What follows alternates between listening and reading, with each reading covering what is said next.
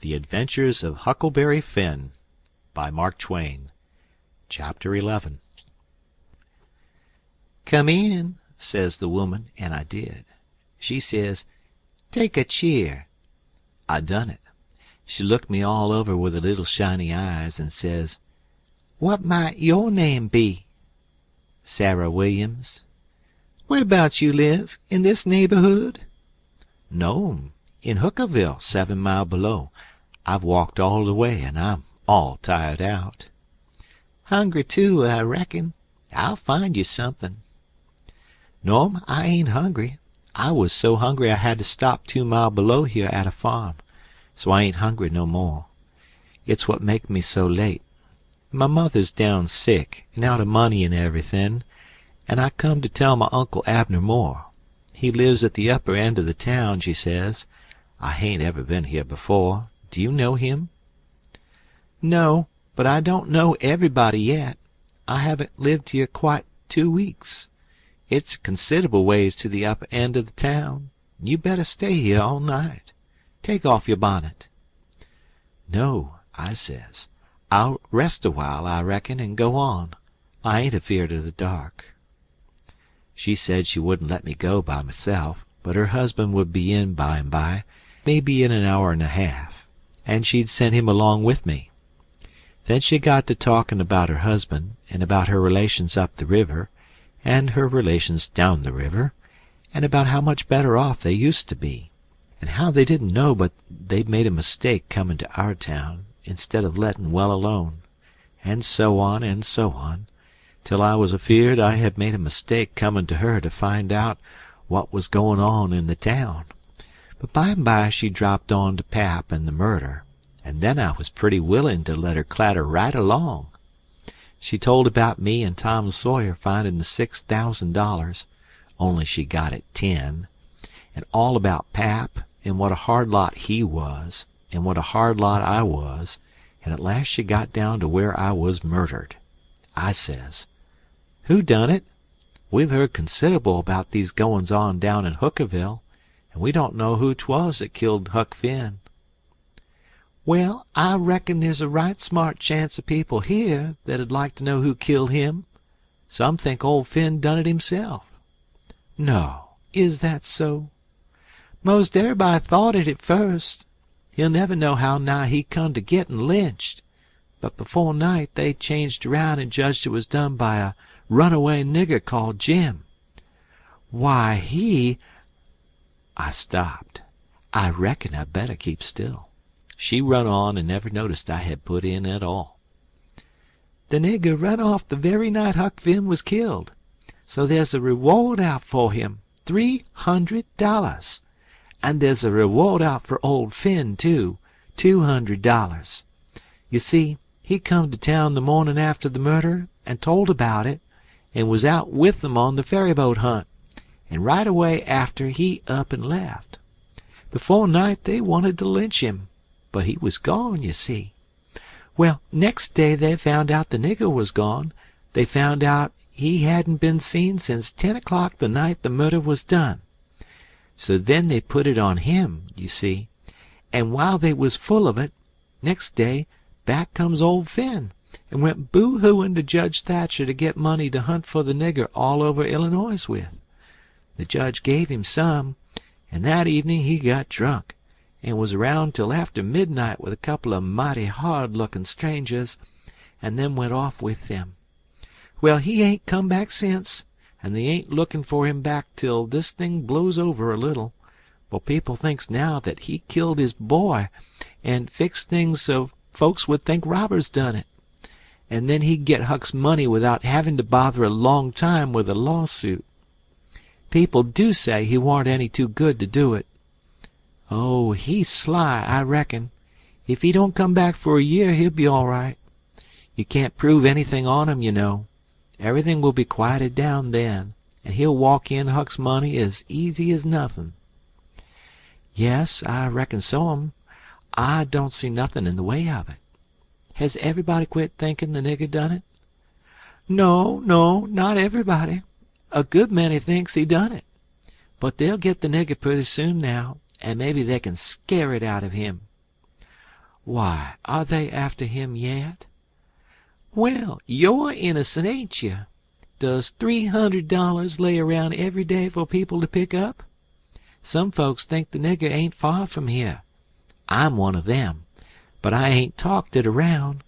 A few days ago I was talking with an old couple that lives next door in the log shanty, and they happened to say hardly anybody ever goes to that island over yonder that they call Jackson's Island. 'Don't anybody live there?' says I. 'No, nobody,' says they. I didn't say any more, but I done some thinking. I was pretty near certain I seen smoke over there, about the head of the island, a day or two before that. So I says to myself, like as not that nigger's hiding over there. Anyway, says I, it's worth the trouble to give the place a hunt. I ain't seen any smoke since, so I reckon maybe he's gone, if it was him. My husband's going over to see, him and another man. He was gone up the river, but he got back today, and I told him as soon as he got here 2 hours ago." I had got so uneasy I couldn't set still. I had to do something with my hands, so I took up a needle off of the table and went to threading it. My hand shook, and I was making a bad job of it. When the woman stopped talking, I looked up, and she was looking at me pretty curious and smiling a little. I put down the needle and thread, and let on to be interested, and it was, too, and says, $300 is a power of money. I wish my mother could get it. Is your husband going over there tonight?" "Oh, yes. He went uptown with the man I was telling you of to get a boat and see if they could borrow another gun. They'll go over after midnight." "Couldn't they see better if they was to wait till daytime?" "Yes, and couldn't the nigger see better, too? After midnight he'll likely be asleep, and they can slip round through the woods and hunt up his campfire all the better for the dark, if he's got one." I didn't think of that. The woman kept looking at me pretty curious, and I didn't feel a bit comfortable. Pretty soon she says, "What did you say your name was, honey?" Mary Williams." Somehow it didn't seem to me that I said it was Mary before, so I didn't look up. It seemed to me I said it was Sarah. So I felt sort of cornered, and was feared maybe I was looking it, too. I wished the woman would say something more. The longer she sat still, the uneasier I was. But now she says, "Honey, I thought you said it was Sarah when you first come in?" "Oh, yes'm, I did. Sarah Mary Williams. Sarah's my first name. Some calls me Sarah, some calls me Mary."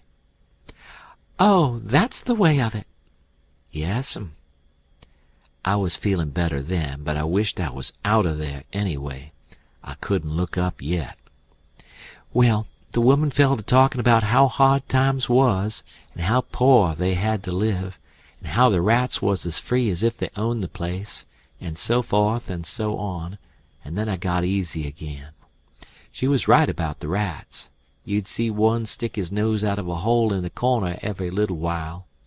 She said she had to have things handy to throw at them when she was alone, or they wouldn't give her no peace. She showed me a bar of lead twisted up into a knot, and said she was a good shot with it generally, but she'd wrenched her arm a day or two ago, and didn't know whether she could throw true now. But she watched for a chance, and directly banged away at a rat. But she missed him wide, and said, "Ouch!" it hurt her arm so. Then she told me to try for the next one.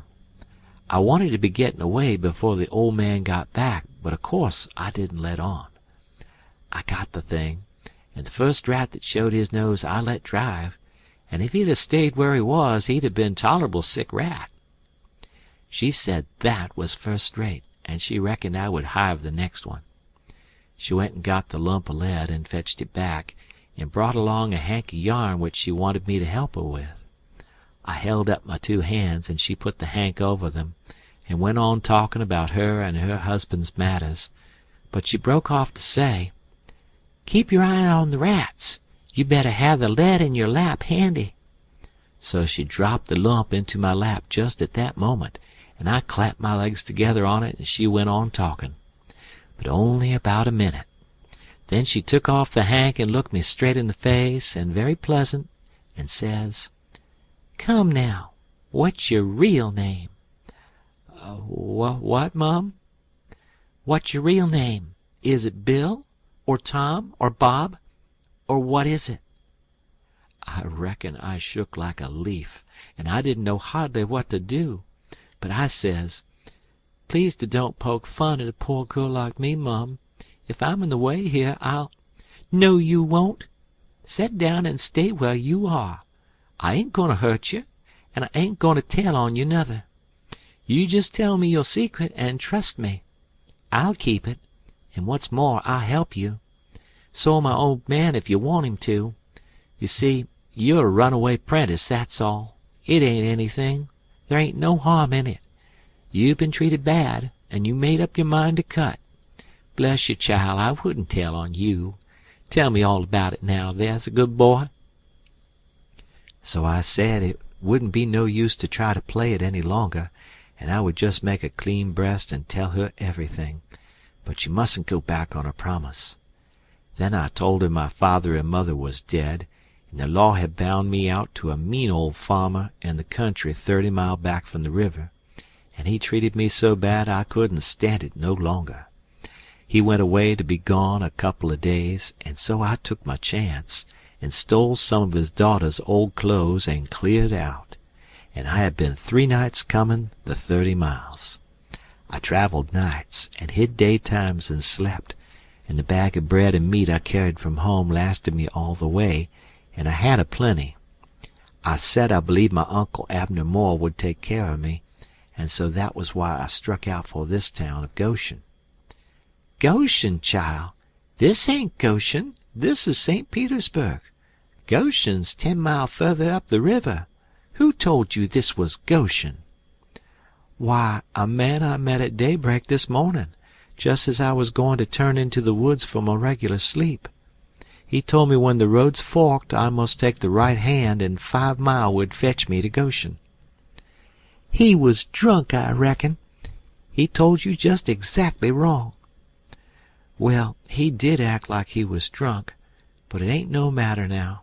I got to be moving along. I'll fetch Goshen before daylight." "Hold on a minute. I'll put you up a snack to eat. You might want it." So she put me up a snack and says, "Say, when a cow's layin' down, which end of her gets up first? Answer up prompt now. Don't stop to study over it. Which end gets up first?" "The hind end, Mum." "Well, then, a horse?" "The forward end, Mum." "Which side of a tree does the moss grow on?" "North side."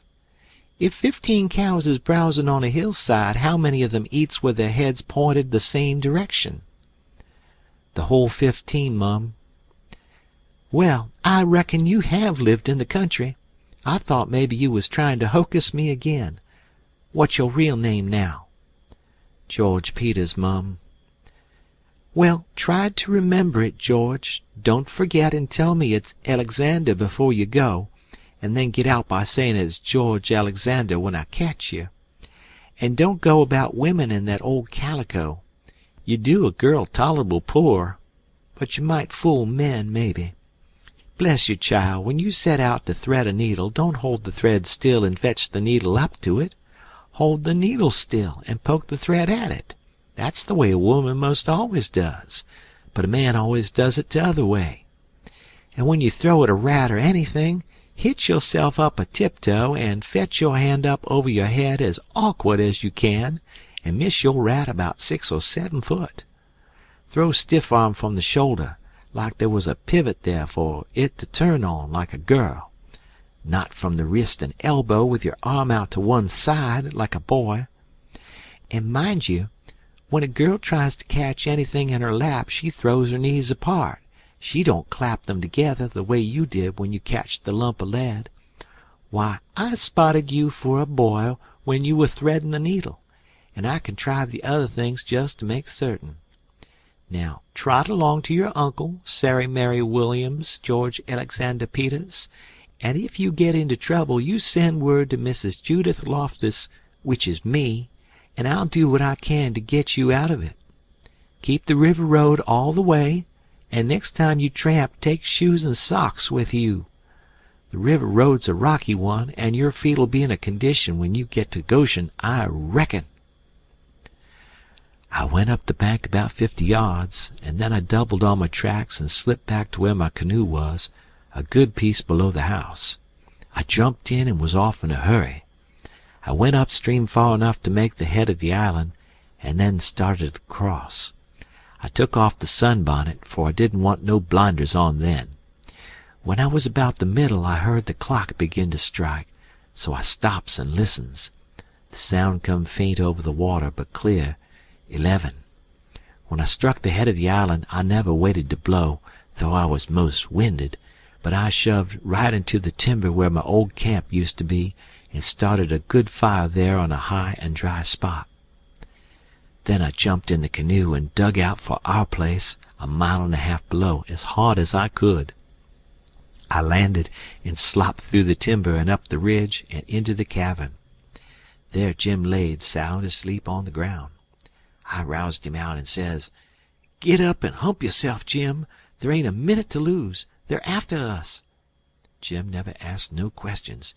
He never said a word, but the way he worked for the next half an hour showed about how he was scared.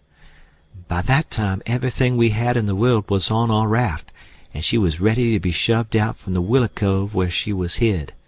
We put out the campfire at the cabin the first thing, and didn't show a candle outside after that. I took the canoe out from the shore a little piece and took a look, but if there was a boat around I couldn't see it, for stars and shadows ain't good to see by. Then we got out the raft and slipped along down in the shade, past the foot of the island dead still, never saying a word. End of chapter.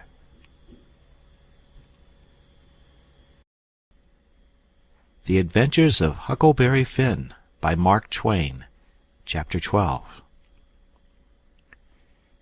It must have been close on to 1 o'clock when we got below the island at last, and the raft did seem to go mighty slow.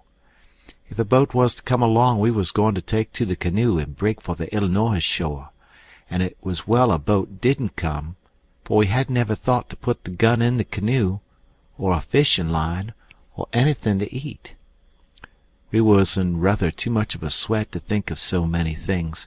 It warn't good judgment to put everything on the raft. If the men went to the island, I just expect they found the campfire I built and watched it all night for Jim to come. Anyways, they stayed away from us, and if my building the fire never fooled them, it warn't no fault of mine. I played it as low down on them as I could.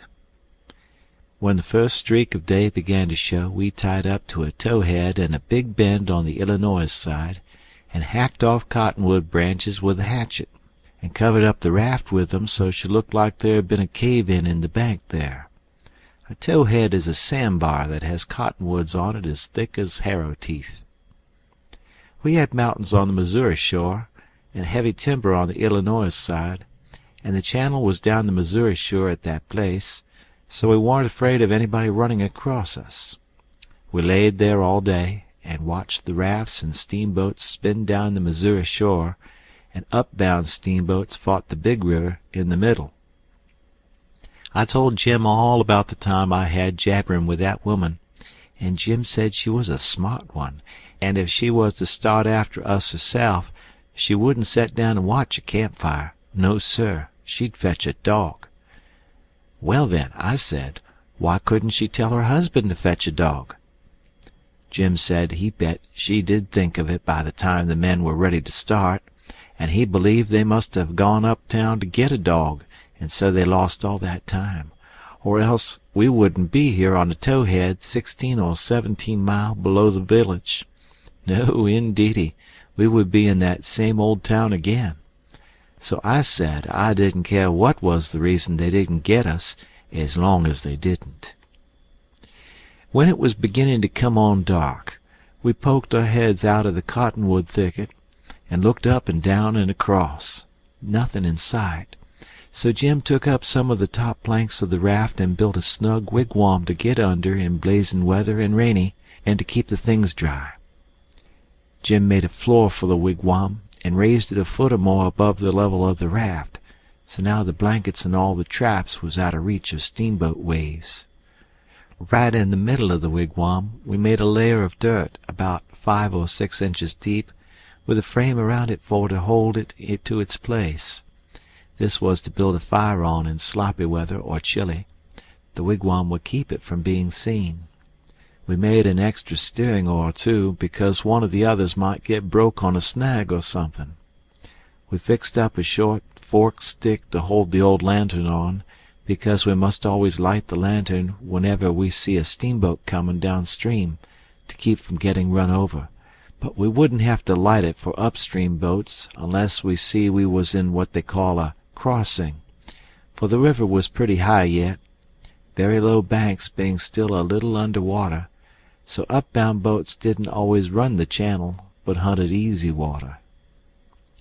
This second night we run between 7 and 8 hours, with a current that was making over 4 mile an hour. We catched fish and talked, and we took a swim now and then to keep off sleepiness. It was kind of solemn, drifting down the big, still river, laying on our backs looking up at the stars, and we didn't ever feel like talking loud, and it warn't often that we laughed, only a little kind of a low chuckle. We had mighty good weather as a general thing, and nothing ever happened to us at all, that night, nor the next, nor the next. Every night we passed towns, some of them away up on black hillsides, nothing but just a shiny bed of lights. Not a house could you see. The 5th night we passed St. Louis, and it was like the whole world lit up. In St. Petersburg they used to say there was 20 or 30,000 people in St. Louis, but I never believed it till I see that wonderful spread of lights at 2 o'clock that was still night. There warn't a sound there. Everybody was asleep. Every night now I used to slip ashore towards 10 o'clock at some little village, and buy 10 or 15 cents worth of meal or bacon or other stuff to eat. Sometimes I lifted a chicken that warn't roosting comfortable, took him along. Pap always said, "Take a chicken when you get a chance, because if you don't want him yourself, you can easy find somebody that does, and a good deed ain't ever forgot." I never see Pap when he didn't want the chicken hisself, but that is what he used to say anyway. Mornings before daylight I slipped into cornfields and borrowed a watermelon, or a mushmelon, or a pumpkin, or some new corn, or things of that kind. Pap always said it warn't no harm to borrow things if you was meaning to pay them back some time, but the widow said it warn't anything but a soft name for stealing, and no decent body would do it. Jim said he reckoned the widow was partly right, and Pap was partly right, so the best way would be for us to pick out 2 or 3 things from the list and say we wouldn't borrow them any more. Then he reckoned it wouldn't be no harm to borrow the others. So we talked it over all one night, drifting along down the river, trying to make up our minds whether to drop the watermelons or the cantaloupes or the mushmelons or what. But towards daylight we got it all settled satisfactory, and concluded to drop crab apples and persimmons. We weren't feeling just right before that, but it was all comfortable now. I was glad the way it come out, too, because crab apples ain't ever good, and the persimmons wouldn't be ripe for 2 or 3 months yet.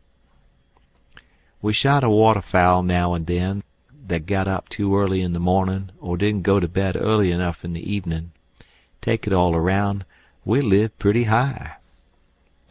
The 5th night below St. Louis we had a big storm after midnight, with a power of thunder and lightning, and the rain poured down in a solid sheet.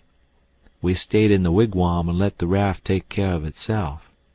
When the lightning glared out we could see a big straight river ahead, and high rocky bluffs on both sides. By and by says I, "Hello, Jim, looky yonder." It was a steamboat that had killed herself on a rock. We was drifting straight down for her. The lightning showed her very distinct. She was leaning over, with part of her upper deck above water, and you could see every little chimbly guy clean and clear, and a chair by the big bell, with an old slouch hat hanging on the back of it when the flashes come. Well, it being away in the night and stormy and all so mysterious like, I felt just the way any other boy would have felt when I see that wreck layin' there so mournful and lonesome in the middle of the river.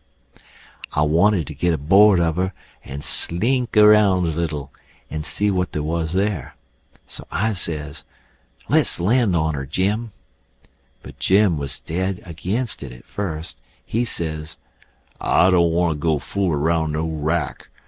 We's doin' blame well, and we better let blame well alone, as the good book says. Like as not, there's a watchman on that wreck."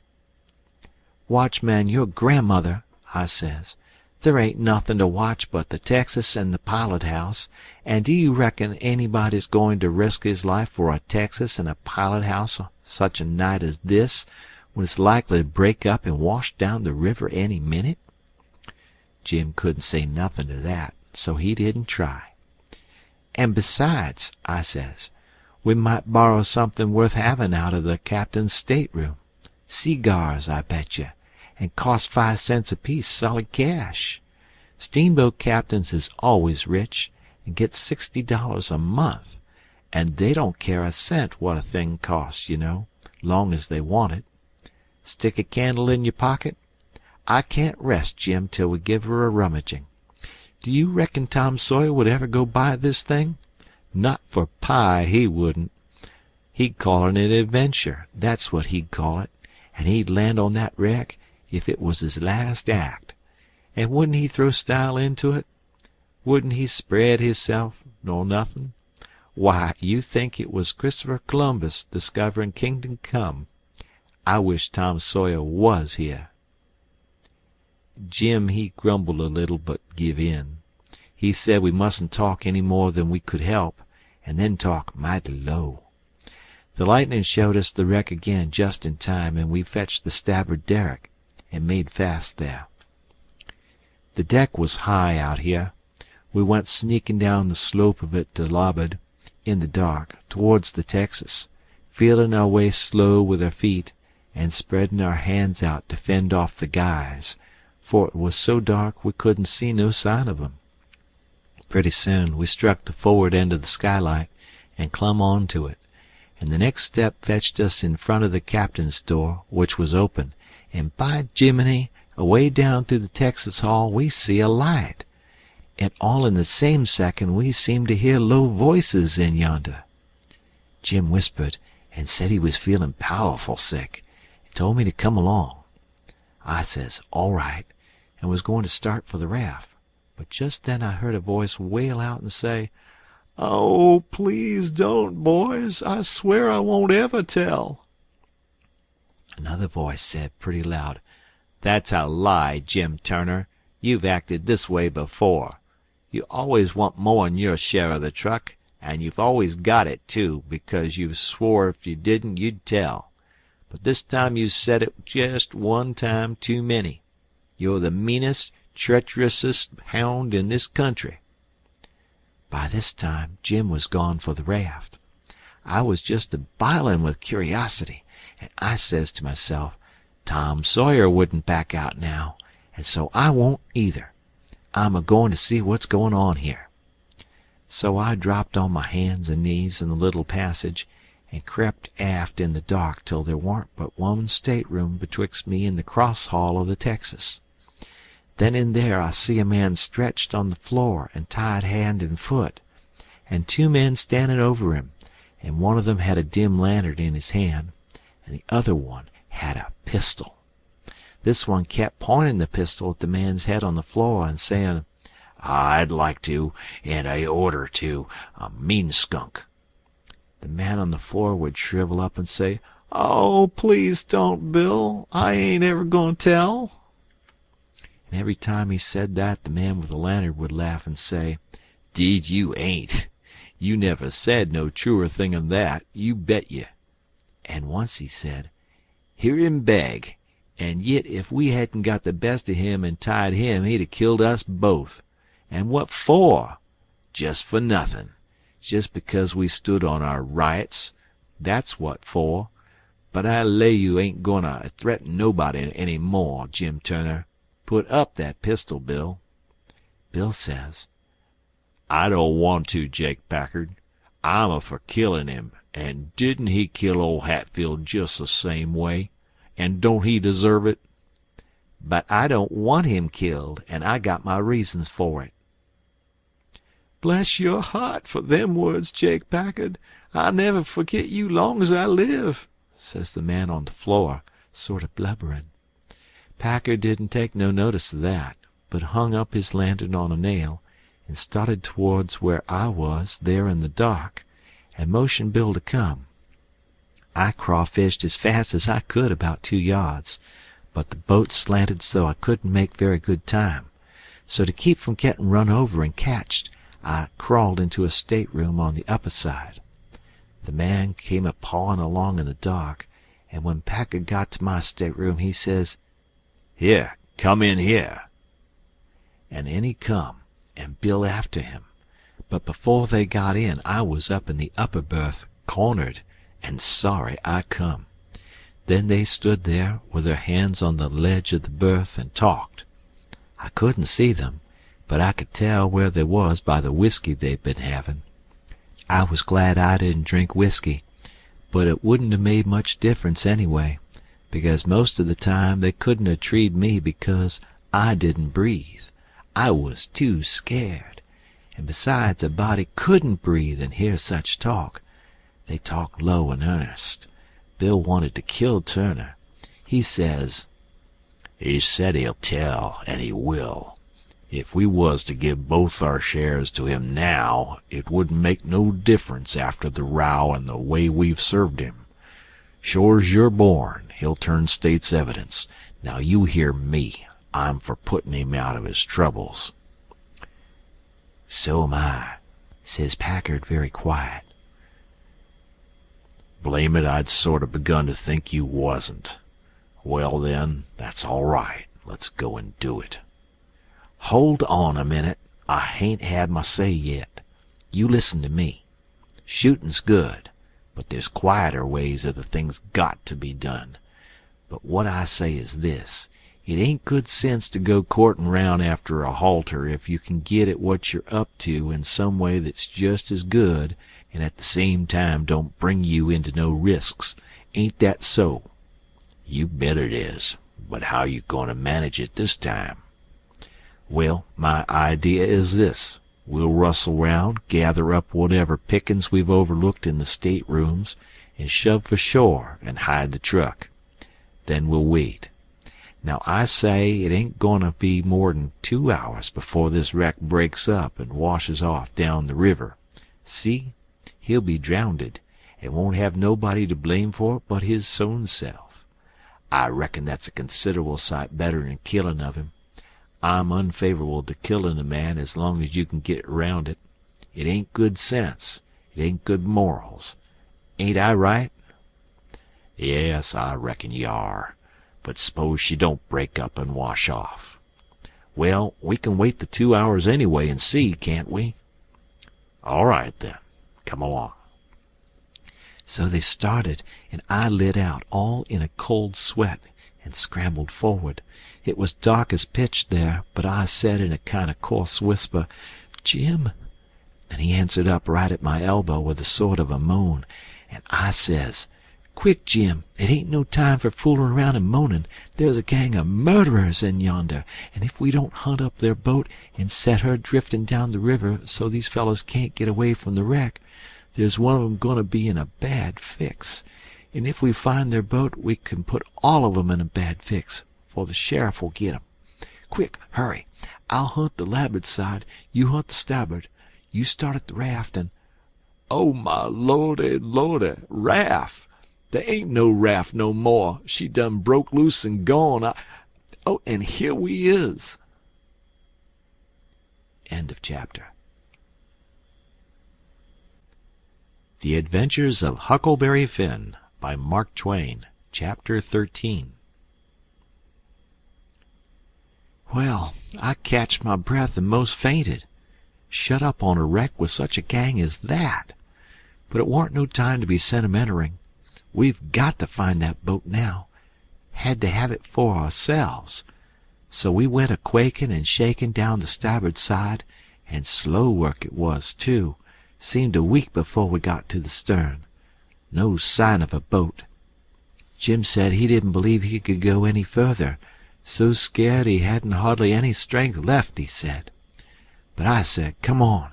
If we get left on this wreck, we are in a fix, sure. So on we prowled again. We struck for the stern of the Texas, and found it, and then scrabbled along forwards on the skylight, hanging on from shutter to shutter, for the edge of the skylight was in the water. When we got pretty close to the cross-hall door, there was the skiff, sure enough. I could just barely see her. I felt ever so thankful. In another second I would have been aboard of her, but just then the door opened. One of the men stuck his head out only about a couple of foot from me, and I thought I was gone. But he jerked it in again and says, "Heave that blame lantern out of sight, Bill." He flung a bag of something into the boat, and then got in hisself and sat down. It was Packard. Then Bill, he come out and got in. Packard says in a low voice, "All ready, shove off." I couldn't hardly hang on to the shutters, I was so weak. But Bill says, "Hold on. You go through 'em?" "No, didn't you?" "No, he's got his share of the cash yet." "Well, then, come along. No use to take truck and leave money." "Say, won't he suspicion what we're up to?" "Maybe he won't, but we got to have it anyway. Come along." So they got out and went in. The door slammed to because it was on the careen's side, and in a half-second I was in the boat, and Jim come tumbling after me. I out with my knife and cut the rope, and away we went. We didn't touch an oar, and we didn't speak nor whisper, nor hardly even breathe. We went gliding swift along, dead silent, past the tip of the paddle box, and past the stern. Then in a second or two more we was 100 yards below the wreck, and the darkness soaked her up, every last sign of her, and we was safe and knowed it. When we was 300 or 400 yards downstream, we see the lantern show like a little spark at the Texas door for a second, and we knowed by that the rascals had missed their boat and was beginning to understand that they was in just as much trouble now as Jim Turner was. Then Jim manned the oars, and we took out after the raft. Now was the first time that I begun to worry about the men. I reckoned I hadn't had time to before. I begun to think how dreadful it was, even for murderers, to be in such a fix. I says to myself, there ain't no telling but I might come to be a murderer myself yet, and then how would I like it?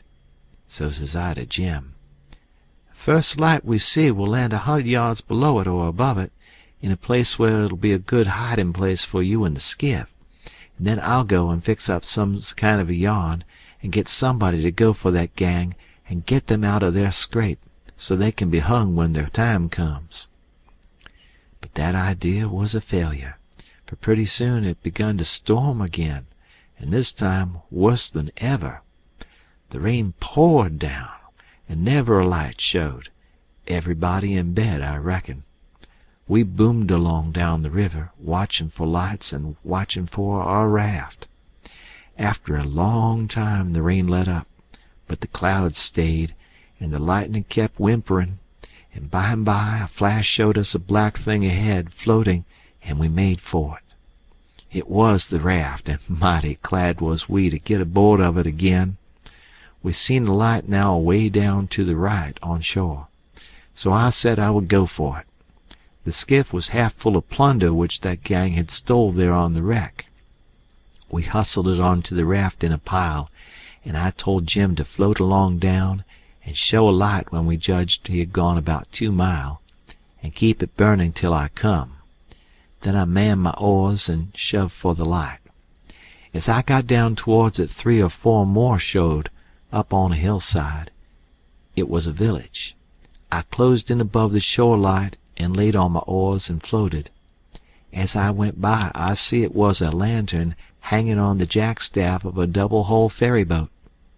I skimmed around for the watchman, a-wondering whereabouts he slept, and by I found him roosting on the bitts forward, with his head down between his knees. I gave his shoulder 2 or 3 little shoves and begun to cry. He stirred up in a kind of startlish way, but when he see it was only me, he took a good gap and stretch, and then he says, "Hello, what's up? Don't cry, bub. What's the trouble?" I says, "Pap and Mam and Sis and—" Then I broke down. He says, "Oh, dang it all, don't take on so. We all has to have our troubles, and this'll come out all right. What's the matter with 'em?" Are you the watchman of the boat?" "Yes," he says, kind of pretty well satisfied like. "I'm the captain and the owner and the mate and the pilot and watchman and head deckhand. Sometimes I'm the freight and passengers. I ain't as rich as old Jim Hornbeck, and I can't be so blame generous and good to Tom, Dick, and Harry as what he is, and slam around money the way he does. But I've told him many a time I wouldn't trade places with him.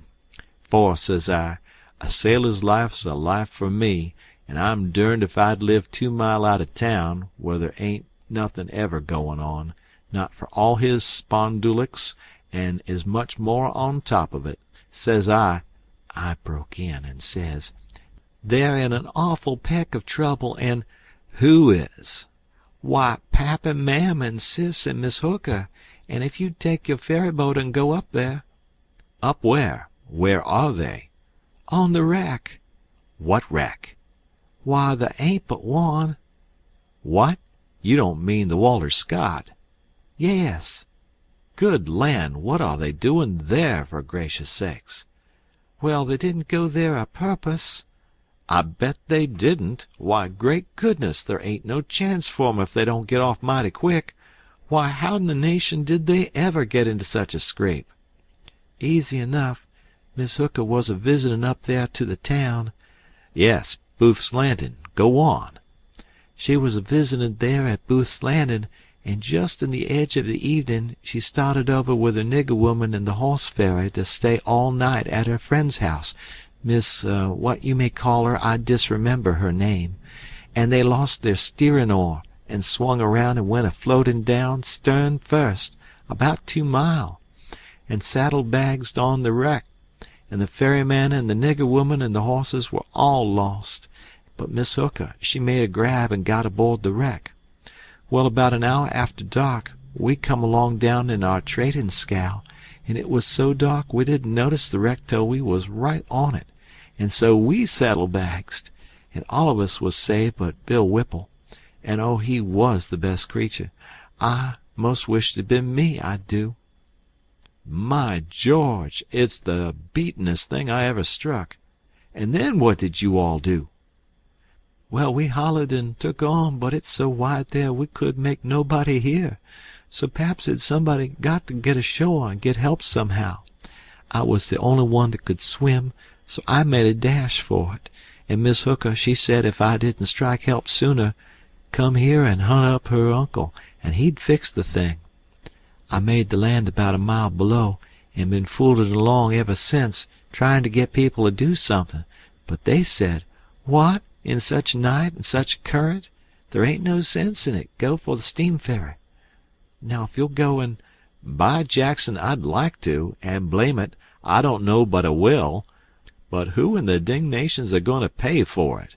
Do you reckon your pap—" "Why, that's all right. Miss Hooker she told me particular that her Uncle Hornback—" "Great guns! Is he her uncle? Looky here, you break for that light over yonder way, and turn out west when you git there, and about a quarter of a mile out you'll come to the tavern. Tell 'em to dart you out to Jim Hornback's, and he'll foot the bill. And don't you fool around any, because he'll want to know the news. Tell him I'll have his niece all safe before he can get to town. Hump yourself now. I'm a-goin' up around the corner here to roust out my engineer."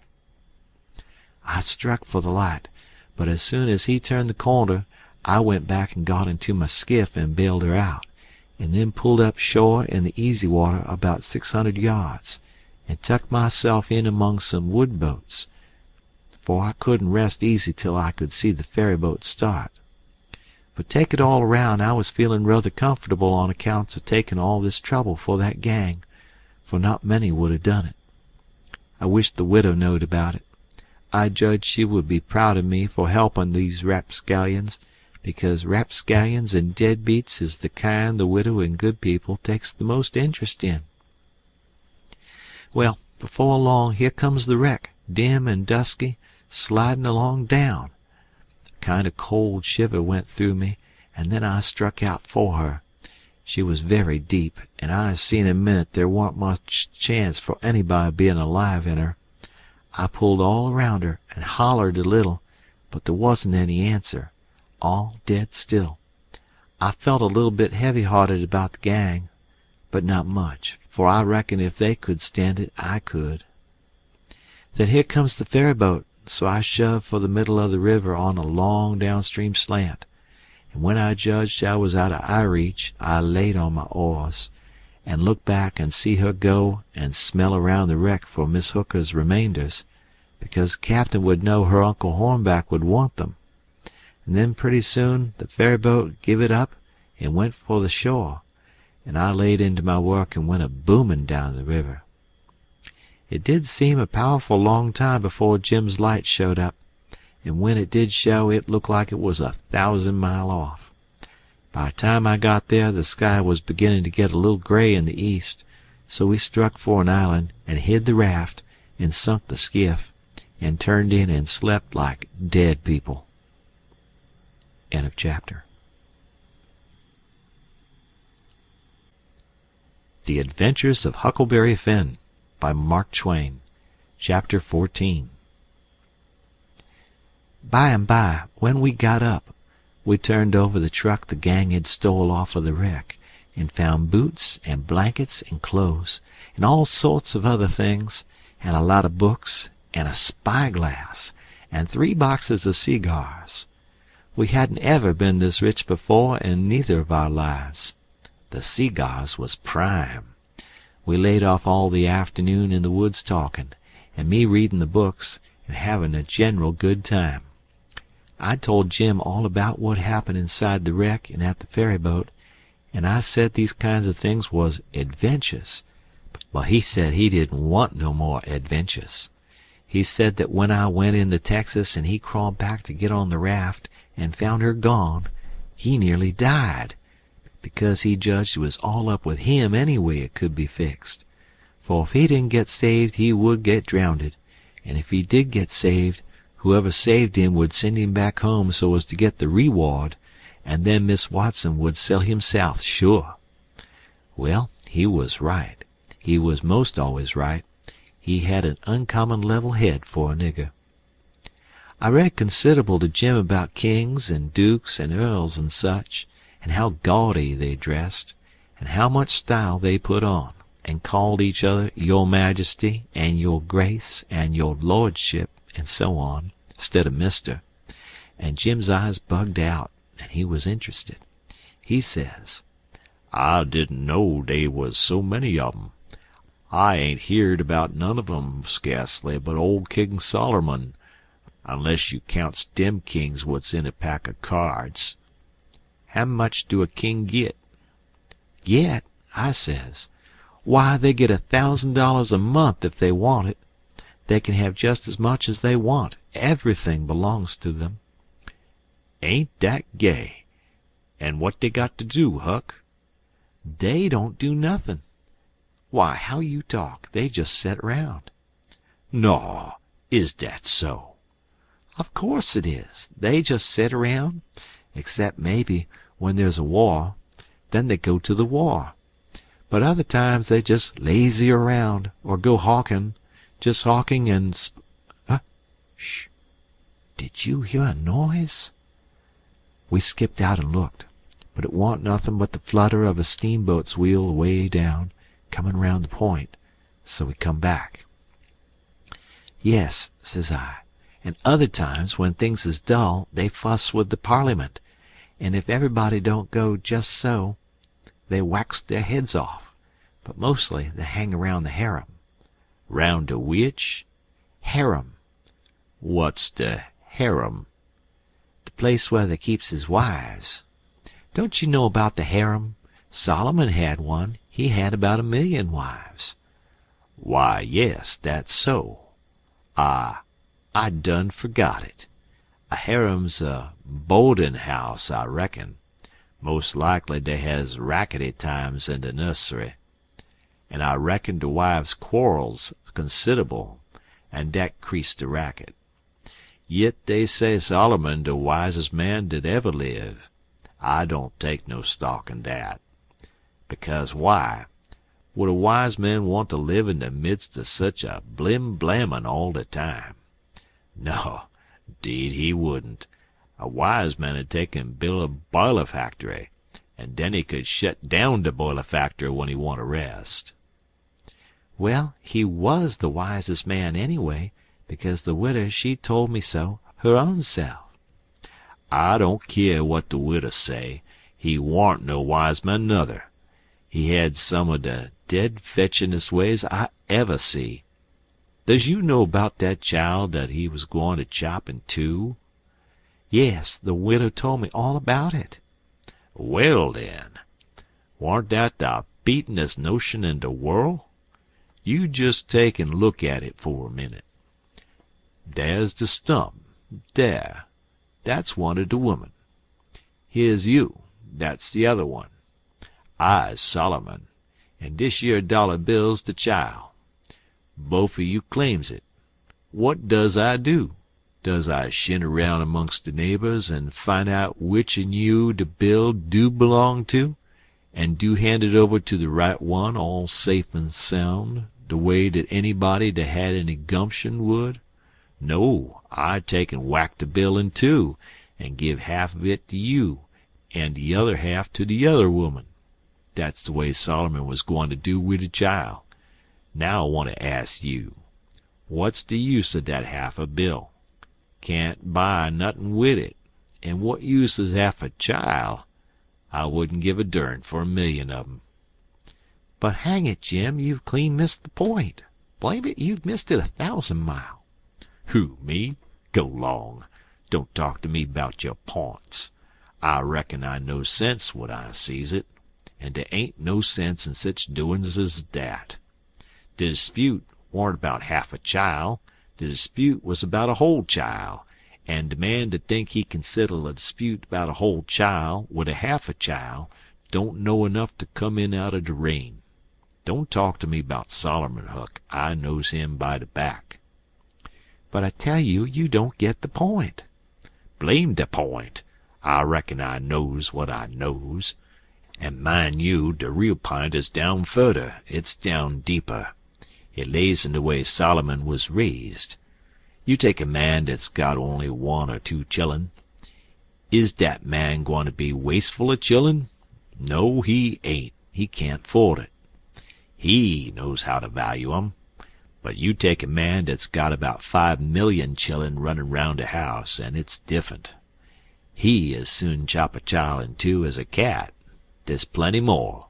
A chile or two more or less warn't no consequence to Solomon, dad fetch him. I never see such a nigger. If he got a notion in his head once, there wa'n't no getting it out agin. He was the most down on Solomon of any nigger I ever see. So I went to talking about other kings and let Solomon slide. I told about Louis XVI, that got his head cut off in France long time ago, and about his little boy the Dolphin, that would have been a king, but they took and shut him up in jail, and some say he died there. Poor little chap. But some says he got out and got away and come to America. That's good, but he'll be pooty lonesome. There ain't no kings here, is they, Huck? No.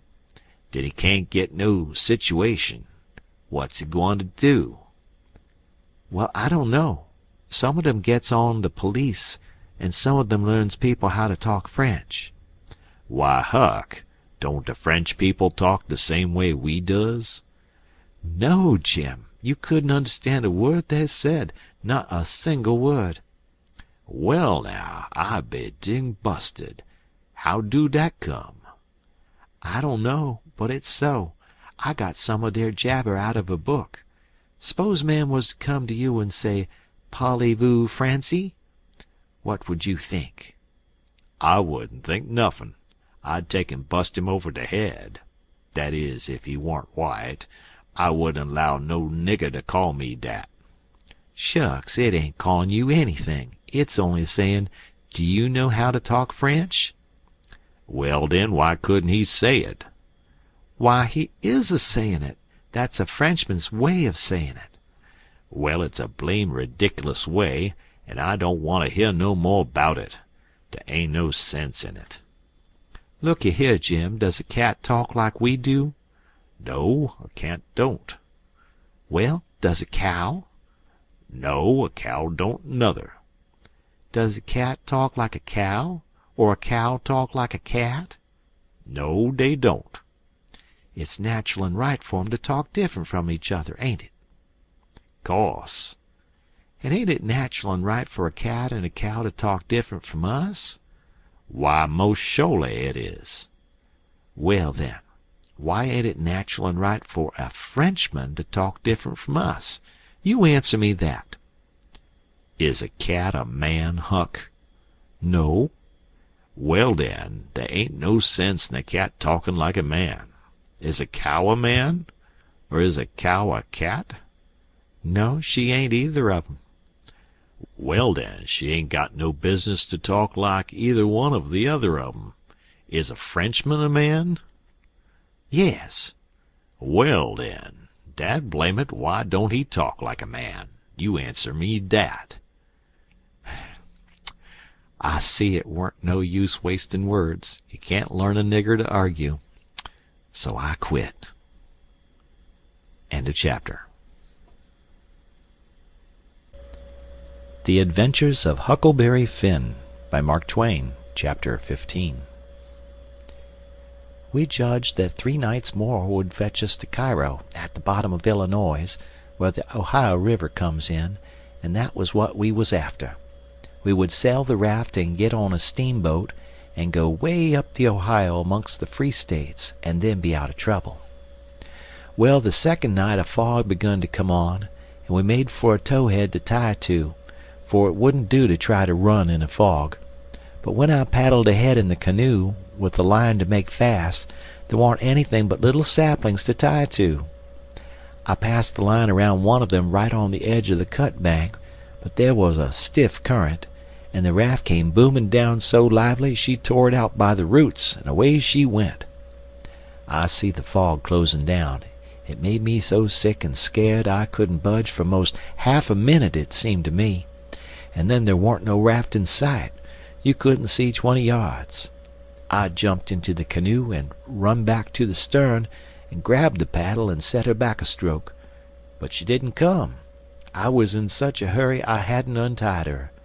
I got up and tried to untie her, but I was so excited my hands shook so I couldn't hardly do anything with 'em.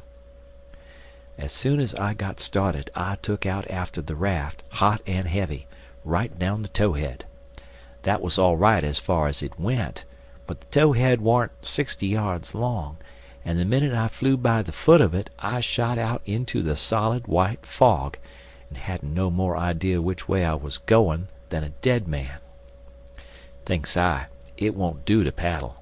First I know I'll run into the bank or a towhead or something.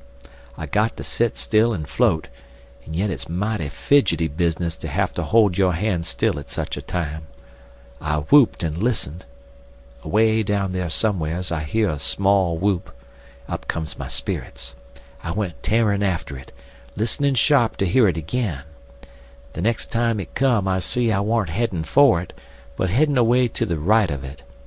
And the next time I was heading away to the left of it, and not gaining on it much neither, for I was flying around, this way and that and the other, but it was going straight ahead all the time. I did wish the fool would think to beat a tin pan and beat it all the time, but he never did, and it was the still places between the whoops that was making the trouble for me. Well, I fought along, and directly hears the whoop behind me. I was tangled good now. That was somebody else's whoop, or else I was turned around. I throwed the paddle down. I heard the whoop again. It was behind me yet, but in a different place. It kept coming. It kept changing its place, and I kept answering, till by and by it was in front of me again, and I knowed the current had swung the canoe's head downstream, and I was all right if that was Jim and not some other raftsman hollerin'. I couldn't tell nothin' about voices in a fog, for nothin' don't look natural nor sound natural in a fog. The whoopin' went on, and in about a minute I come a boomin' down on a cut bank with smoky ghosts of big trees on it, and the current throwed me off to the left and shot by, amongst a lot of snags that fairly roared, the current was tearing by them so swift. In another second or two it was solid white and still again. I sat perfectly still then, listening to my heart thump, and I reckon I didn't draw a breath while it thumped 100. I just give up then. I knowed what the matter was. That cut bank was an island, and Jim had gone down the other side of it. It warn't no towhead that you could float by in 10 minutes. It had the big timber of a regular island. It might be 5 or 6 miles long and more than half a mile wide. I kept quiet, with my ears cocked, about 15 minutes, I reckon. I was floating along, of course, 4 or 5 miles an hour, but you don't ever think of that. No, you feel like you're laying dead still on the water, and if a little glimpse of a snag slips by, you don't think to yourself how fast you're going, but you catch your breath and think, my, how that snag's tearing along. If you think it ain't dismal and lonesome out in a fog that way by yourself in the night, you try it once. You'll see. Next, for about half an hour, I whoops now and then. At last I hears the answer a long ways off, and tries to follow it, but I couldn't do it, and directly I judged I got into a nest of towheads, for I had little dim glimpses of them on both sides of me, sometimes just a narrow channel between, and some that I couldn't see I knowed was there because I hear the wash of the current against the old dead brush and trash that hung over the banks. Well, I warn't long loosing the whoops down amongst the towheads, and I only tried to chase them a little while, anyway, because it was worse than chasing a jack-o'-lantern. You never knowed a sound dodge around so, and swap places so quick and so much. I had to claw away from the bank pretty lively 4 or 5 times, to keep from knocking the islands out of the river, and so I judged the raft must be butted into the bank every now and then, or else it would get further ahead and clear out of hearing. It was floating a little faster than what I was. Well, I seemed to be in the open river again by and by, but I couldn't hear no sign of a whoop nowheres. I reckon Jim had fetched up on a snag maybe, and it was all up with him. I was good and tired, so I laid down in the canoe and said I wouldn't bother no more. I didn't want to go to sleep, of course, but I was so sleepy I couldn't help it, so I thought I would just take one little catnap. But I reckon it was more than a catnap, for when I waked up the stars was shining bright, the fog was all gone, and I was spinning down a big bend stern first. First I didn't know where I was. I thought I was dreaming, and when things begun to come back to me they seemed to come up dim out of last week. It was a monstrous big river here, with the tallest and the thickest kind of timber on both banks, just a solid wall, as well as I could see by the stars. I looked away downstream and seen a black speck on the water. I took after it, but when I got to it, it warn't nothing but a couple of saw logs made fast together. Then I see another speck and chased that, then another, and this time I was right. It was the raft. When I got to it, Jim was setting there with his head down between his knees, asleep, with his right arm hanging over the steering oar. The other oar was smashed off, and the raft was littered up with leaves and branches and dirt. So she'd had a rough time. I made fast and laid down under Jim's nose on the raft, and began to gap and stretch my fists out against Jim, and says, "Hello, Jim, have I been asleep? Why didn't you stir me up?" "Goodness gracious, is that you, Huck? And you ain't dead? You ain't drownded? You's back again? It's too good for true, honey. It's too good for true. Let me look at you, child. Let me feel of you. No, you ain't dead. You's back again, live and sound, just the same old Huck. The same old Huck, thanks to goodness." "What's the matter with you, Jim? You been a-drinking?" "Drinking? Has I been a-drinking? Has I had a chance to be a-drinking?" "Well, then, what makes you talk so wild?" "How does I talk wild?" "How? Why, hain't you been talking about my coming back and all that stuff as if I'd gone away?" "Huck, Finn, you look me in the eye. Look me in the eye. Hain't you been gone away?" "Gone away? Why, what in the nation do you mean? I hain't been gone anywheres. Where would I go to?" "Well, looky here, boss. There's something wrong, there is. Is I me, or who is I? Is I here, or where is I? Now that's what I wants to know." "Well, I think you're here plain enough, but I think you're a tangle-headed old fool, Jim."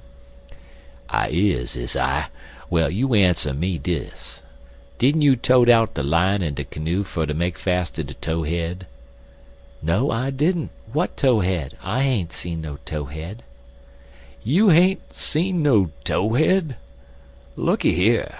Didn't you line pull loose and de raft go a-hummin' down de river and leave you and de canoe behind in de fog?" "What fog?" "Why, de fog. De fog that's been around all night. And didn't you whoop, and didn't I whoop, till we got mixed up in de islands and one of us got lost and the other one was just as good as lost, 'cause he didn't know where he was? And didn't I bust up agin a lot of dem islands and have a turrible time and most get drownded? Now ain't that so, boss? Ain't it so? You answer me dat."